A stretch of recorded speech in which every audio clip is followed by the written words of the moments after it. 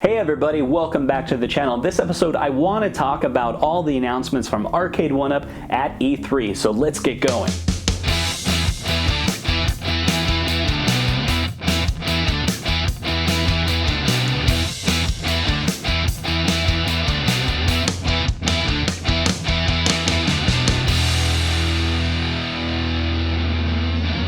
Now, the variety of arcade cabinets announced at E3 was stellar. First, let's talk about Marvel Superhero Cabinet. Now, this one came with 3 games total, including Marvel Superheroes, X-Men Children of the Atom, and The Punisher. It looks like they got at least part of the license from Disney, so that opens up some interesting things. Like, I know a lot of you were excited about getting the Tron cabinet, which is a Disney-owned property. So does that mean we're gonna get Tron in the future? Maybe, but the excitement does not stop there. Then they announced Teenage Mutant Ninja Turtles. This is the first 4-player cabinet that Arcade1Up has announced. You get Teenage Mutant Ninja Turtles and Turtles in Time. So that's what a lot of people were predicting, and it came true. And they went ahead and expanded the control deck, which was the best option. Now you can play 4 players simultaneous on 2 great games. And in fact, the cabinet would be a great cabinet to mod, because then you could play a lot of 4-player games on it. And their final announcement of big major arcade titles was Star Wars. Can you believe it? They actually released Star Wars. So this is the original trilogy of games, first time ever bundled in a single cabinet.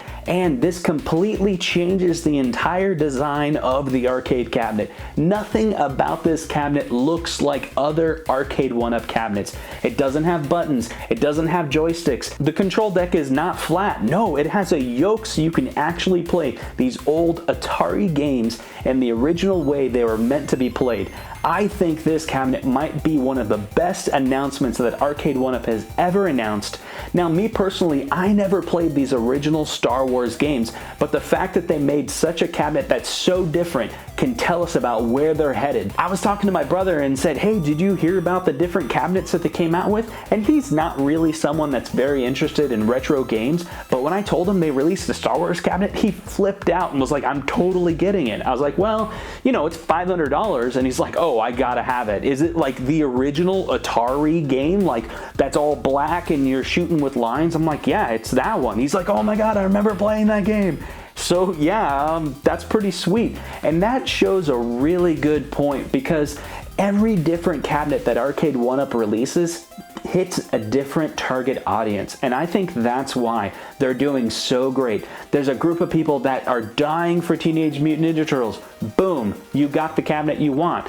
Then people that want that Marvel X-Men franchise games, boom, you got a cabinet now. People that are really interested in the old Atari games, you got the 12-in-1 cabinet, Asteroid Centipede, and now Star Wars. Fantastic. And that's not all. They're improving the quality of these cabinets as well. Now the screens are going to lean back. There's going to be 2 stereo speakers above, so you'll be able to enjoy stereo sound where available. Also, the control deck will have an acrylic top that's baked right into it. And the sound. A lot of people say the Space Invaders cabinet has 3 settings: off, high, and really, really high. But that's not going to be a problem with these new cabinets, because they say the new ones are going to have a slider. So be able to adjust that sound and get it right in where you want, and I think that's going to be great. What other improvements do you need from the cabinets? Should they use thicker wood? Well, that's going to increase the weight. Should they use a full size? Well, the shipping costs are going to increase. Well, AtGames is coming out with a full-size cabinet. Will Arcade1Up come out with a full-size cabinet?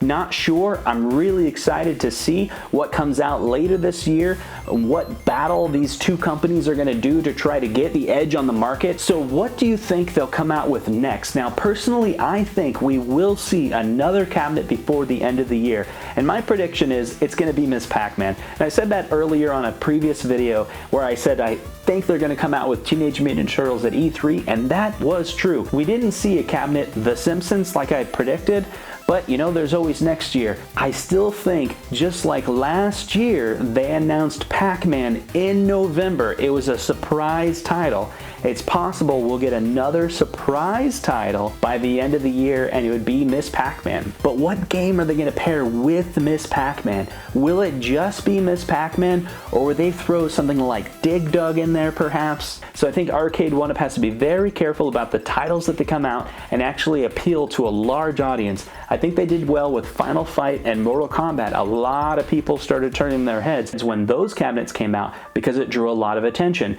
And of course, with these announcements, Marvel superheroes, Teenage Mutant Ninja Turtles, and Star Wars reaches such a variety of people, and it's turning a lot of people's heads. So I'm really excited for these cabinets to come out later this fall, and I want to know which one of these are you interested in, which one of these do you remember playing when you were a kid, and which one of these do you think you'll be picking up. If this is the first time you've seen a video from me, please subscribe, and we'll see you next time.